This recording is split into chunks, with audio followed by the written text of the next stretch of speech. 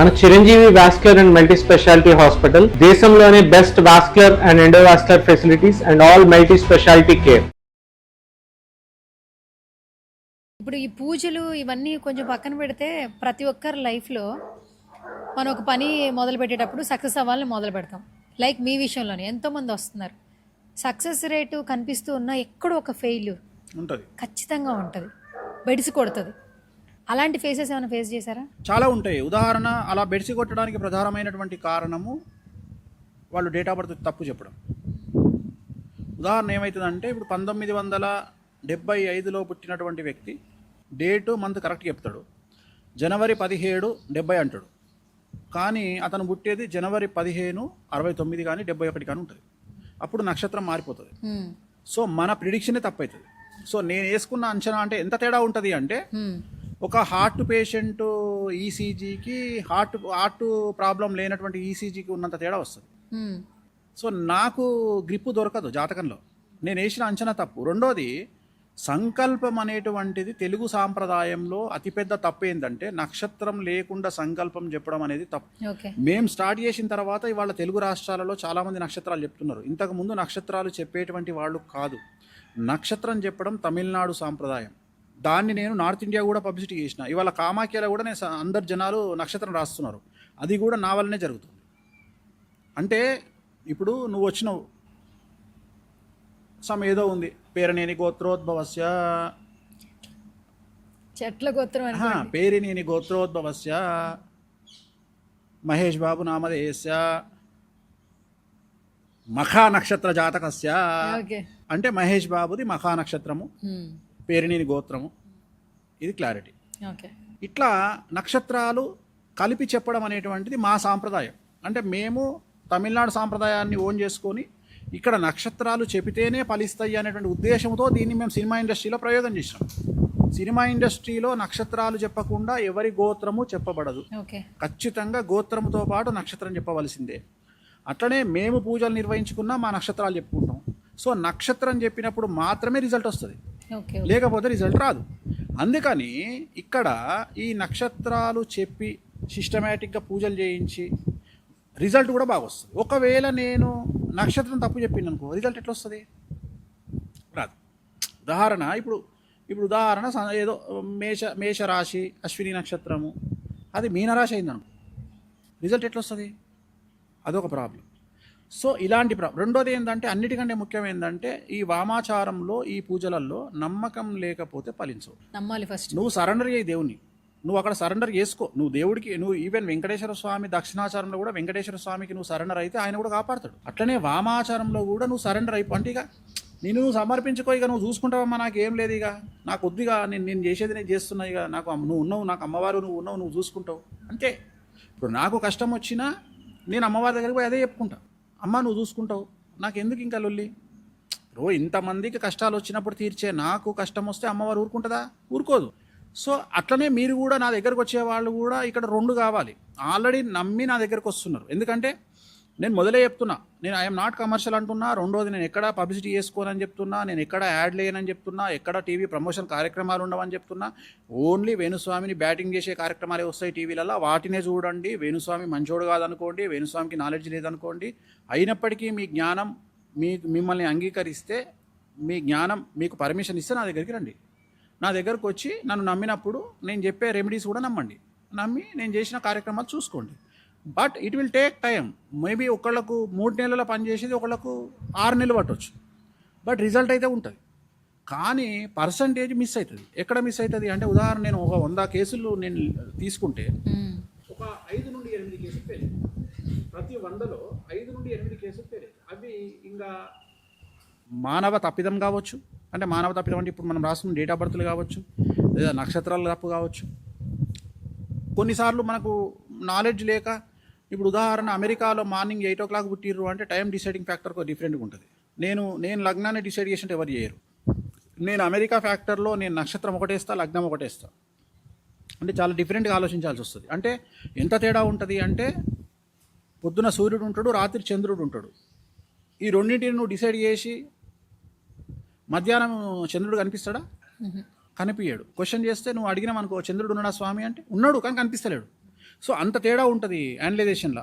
ఆ టైమింగ్ వేయడం వల్ల నక్షత్రం మారిపోతుంది. ఎందుకంటే 12 గంటల పాటు మనం ఒక సమయాన్ని మారుస్తున్నాము అంటే 12 6 6 12 అంటే 6 లగ్నాలు మారుతున్నాయి ఒక పుట్టినటువంటి మనిషివి.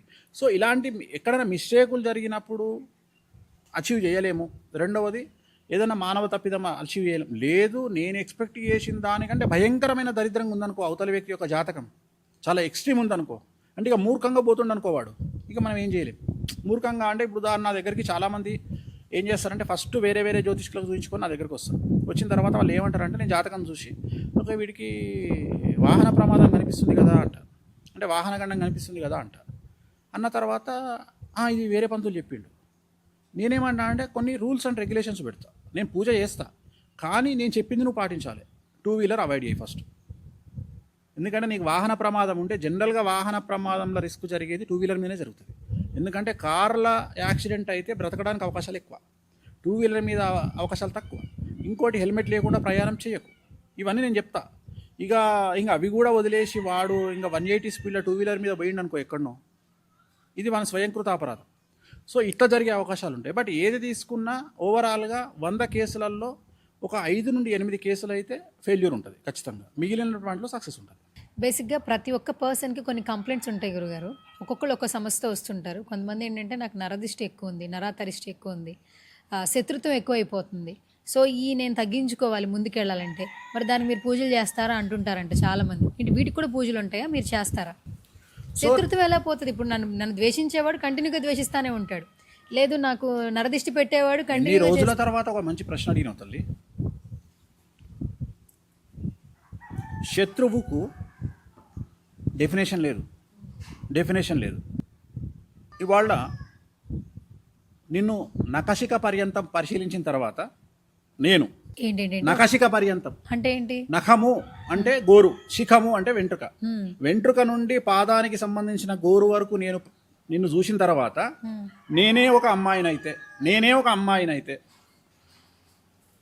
నువ్వు పెట్టుకున్న బ్లూ కలర్ హ్యాంగింగ్స్ చాలా బాగున్నాయి, దీని అమ్మ ఎవడిచ్చిండో ఏమో, దీనికి ఎవరిచ్చిండో ఏమో, ఎక్కడ సంపాదించుకుందో ఏమో, ఎంత అందంగా ఉన్నాయి, నా జీవితంలో మా ఆయన ఒక్కసారి కూడా కొనియలే, ఇది ఎప్పుడు నాశనం అవుతుందో ఏమో. ఏది నువ్వు పెట్టుకునే హ్యాంగింగ్స్ కా, ఏది హ్యాంగింగ్స్ పెట్టుకుని నాశనం అయిపోవాలి అమ్మాయి.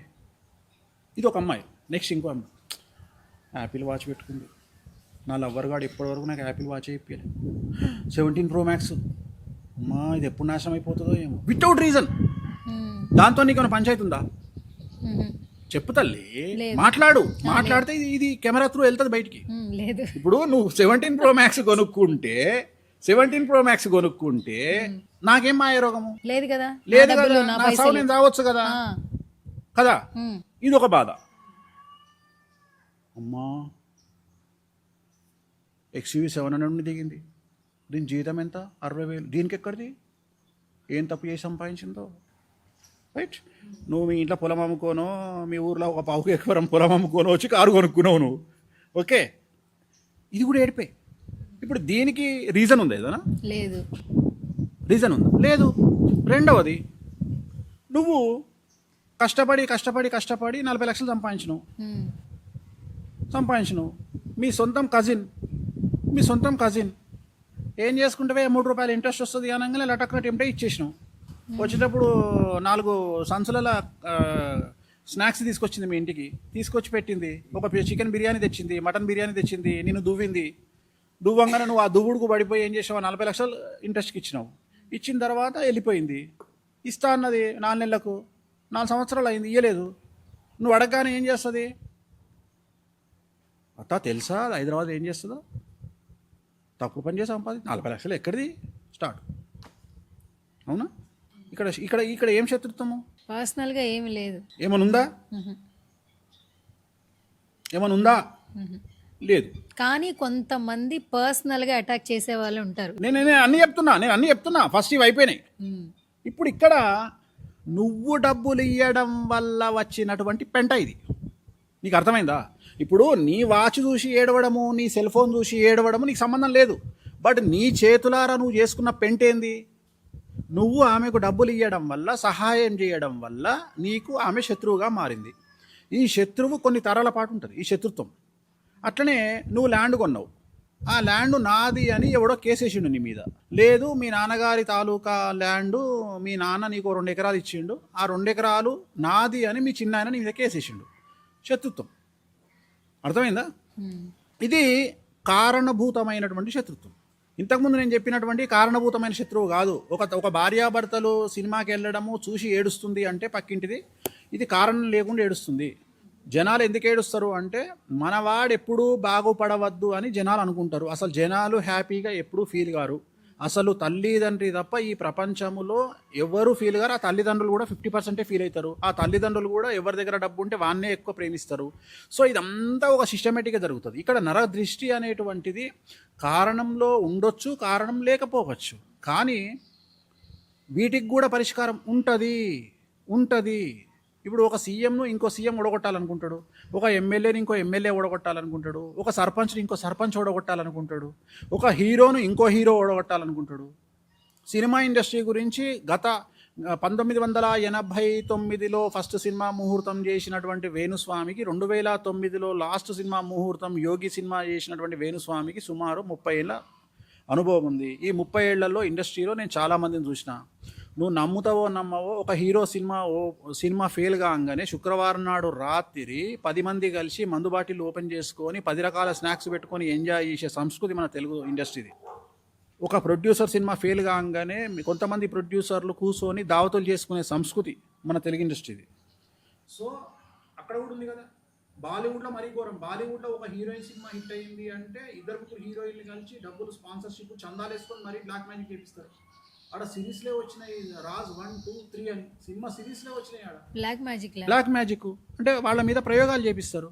సో ప్రయోగాలు ఇప్పుడు తెలుగు రాష్ట్రాల్లో కూడా ఒక ఎమ్మెల్యే టాప్ పొజిషన్లోకి పోతుండు అని ఇంకో ఎమ్మెల్యే ఓడిపోయిన ఎమ్మెల్యే చేయిస్తాడు.